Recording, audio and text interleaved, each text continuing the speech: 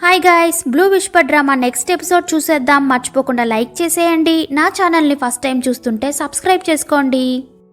Last ఎపిసోడ్లో heroine hero కోసం తన దగ్గర ఉండే స్పెషల్ టాబ్లెట్స్ తెస్తుంది. వాటిని హీరో కింద పడేస్తాడు. తన దగ్గర ఉండే బ్యాడ్జ్ తీసుకుంటాడు.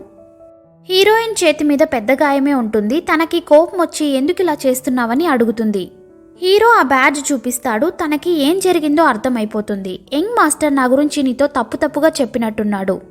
బ్యాడ్జ్ చూసి నువ్వు నన్ను తప్పుగా అర్థం చేసుకుంటున్నావు. నేను వాళ్ళ కోసమే పని చేస్తున్నానని. కానీ నిజమేంటంటే నేను కూడా నీలాగే వాళ్ళ దగ్గర ఇరుక్కున్నాను.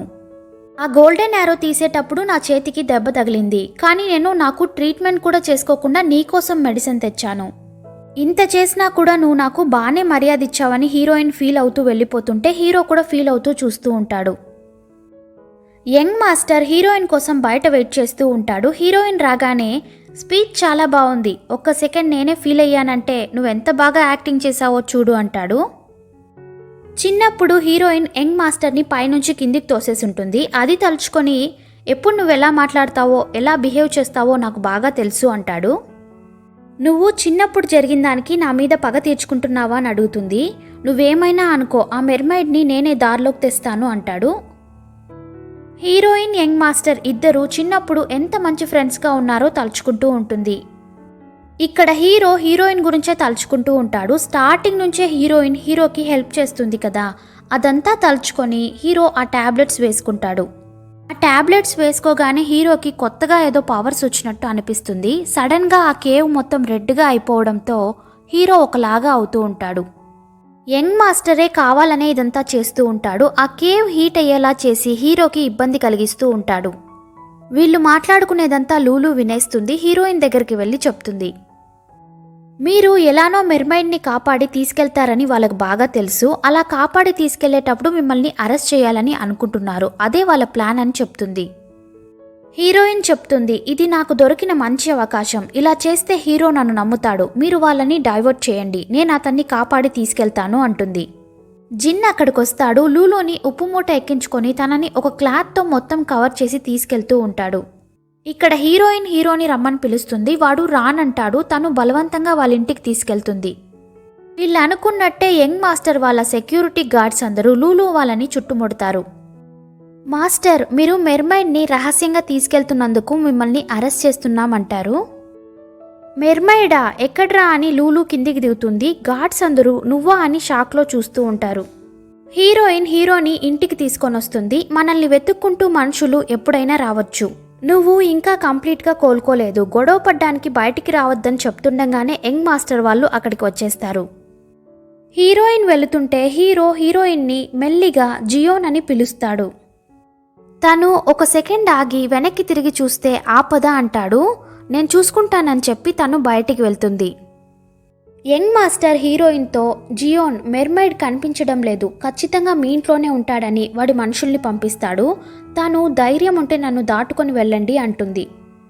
వీళ్ళు మాట్లాడుకుంటూ ఉంటే యంగ్ మాస్టర్ పక్కనుండే సర్వెంట్ హీరోయిన్ని అటాక్ చేస్తుంది. తన మెడ మీద గాయం అవుతుంది.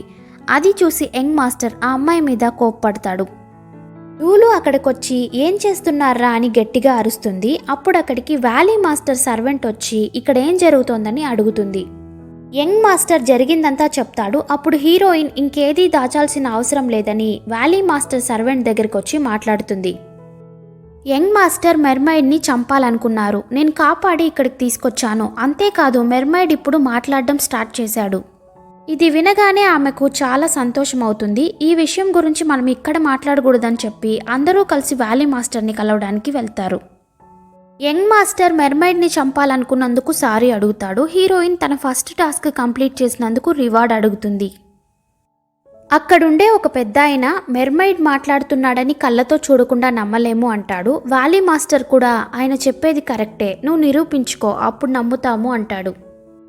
యంగ్ మాస్టర్ ఇంటికి వెళ్ళాక తన సర్వెంట్ని అరుస్తూ ఉంటాడు. నువ్వు ఎవరిని అడిగి జియోన్ని అటాక్ చేశావని తిడతాడు. మాస్టర్, తన వల్లే కదా మీకు ఇన్ని ప్రాబ్లమ్స్, ఛాన్స్ దొరికింది కదా, తనని చంపేయొచ్చు కదా అంటుంది. చంపేయాలనుకున్నావా? ఇంకా ఏం చేశావు నువ్వు, నిజం చెప్పు అంటాడు. తన చేతిలో బ్లడ్ ఉండడం చూసి నీ బ్లడ్ పాయిజన్ కదా, మర్యాదగా చెప్పు, ఏం చేశావు నువ్వు అని గొంతు పట్టుకుంటాడు. మాస్టర్ మిమ్మల్ని గెలిపించడానికే ఇలా చేశాను అంటుంది. తనని కిందికి వదిలేసి మర్యాదగా యాంటీడోస్ ఇవ్వు అంటాడు. హీరోయిన్ చాలా టయర్డ్గా వస్తూ ఉంటుంది. అది చూసి లూలు తనని ఇంటికి తీసుకెళ్తుంది. స్నేక్ పాయిజన్ వల్లే తనకి ఇలా అయ్యిందని ఇప్పుడేం చెయ్యాలో తెలియక లూలు ఏడుస్తూ ఉంటుంది. ఇదంతా హీరో చూస్తూ ఉంటాడు. హీరో తన మెర్మైడ్ స్కేల్ని యూజ్ చేసి హీరోయిన్ ఒంట్లో ఉండే పాయిజన్ని తీసేస్తాడు. ఇప్పుడు హీరోయిన్కి బాగైపోతుంది. లూలు మెర్మైడ్ స్కేలా, అది అంత సాధారణంగా తీయలేమే అని చెప్పేటప్పుడే హీరో కళ్ళు తిరిగి కింద పడిపోతాడు. లూలు హీరోయిన్తో చెప్తుంది మెర్మైడ్ స్కేల్ తీసేటప్పుడు వాళ్ళ హార్ట్లో చాలా నొప్పిగా ఉంటుందని చెప్తుంది. హీరో కళ్ళు తెరుస్తాడు. నువ్వు నన్ను కాపాడావు, నేను నీకు హెల్ప్ చేశానని చెప్తాడు. హీరో ఇలా పొడిపొడిగా మాట్లాడడం చూసి లూలు చెప్తుంది దీనికి కూడా ఒక సొల్యూషన్ ఉంది. హీరో నోరు కొరికేస్తే క్లియర్గా మాట్లాడతాడని చెప్తుంది. లూలు నోరు కొరకడానికి వెళ్తూ ఉంటే హీరోయిన్ ఆపేస్తుంది. నిజం చెప్పు, నువ్వు బుక్లోనే చదివావా అని అడుగుతుంది. హీరోయిన్ హీరోని చూసి రేపు మనం ఇక్కడి నుంచి తప్పించుకుందామని చెప్పి బయటికి వెళ్తుంది. హీరోని ఇలా నమ్మించి మోసం చేయడం హీరోయిన్కి బాధ అనిపిస్తుంది. బయట కూర్చొని ఫీల్ అవుతూ ఉంటుంది. అప్పుడు లూలు అక్కడికొచ్చి తన చేతిలో ఉండే ముత్యాల పూసలు చూపిస్తుంది. హీరో ఏడుస్తూ ఉంటాడు. ఆ కన్నీళ్లు ముత్యాలుగా మారుతూ ఉంటాయి. జియోన్ నన్ను కాపాడబోతోంది, తనకు గిఫ్ట్ ఇవ్వాలని ఇలా చేస్తూ ఉంటాడు. ఇదంతా హీరోయిన్ చాటుగా నిలబడి చూసి ఫీల్ అవుతుంది. నెక్స్ట్ డే మార్నింగ్ అందరూ హీరో మాట్లాడతాడో లేదో చూడ్డానికి హీరోయిన్ వాళ్ళ ఇంటి దగ్గరికి వస్తూ ఉంటారు. హీరోయిన్ హీరో దగ్గరికి వెళ్తుంది. సడన్గా హీరోయిన్ వాళ్ళ ఇంట్లోకి ఒక బీస్ట్ వచ్చేస్తుంది. హీరోయిన్ని కాపాడడానికి హీరో దాంతో ఫైట్ చేస్తాడు. అది మళ్ళీ అటాక్ చేస్తూనే ఉంటుంది. హీరో వాడి పవర్స్ అన్ని యూజ్ చేసి దాన్ని బయటికి పంపించేస్తాడు. బయటుండే మాస్టర్స్ అందరూ దాన్ని చుట్టుముడతారు. అది మాట అస్సలు వినడం లేదు, చాలా పవర్ఫుల్గా ఉంటుంది. అప్పుడు ఒక కత్తి దానికి తగులుతుంది.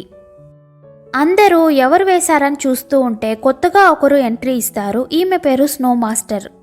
తను ఆర్మీ నుంచి వాహువలికి వస్తుంది. వ్యాలీ మాస్టర్ మీలాంటి ఒక పవర్ఫుల్ పర్సనే మాకు అవసరం అని చెప్పి ఆమెకు వెల్కమ్ చెప్తాడు.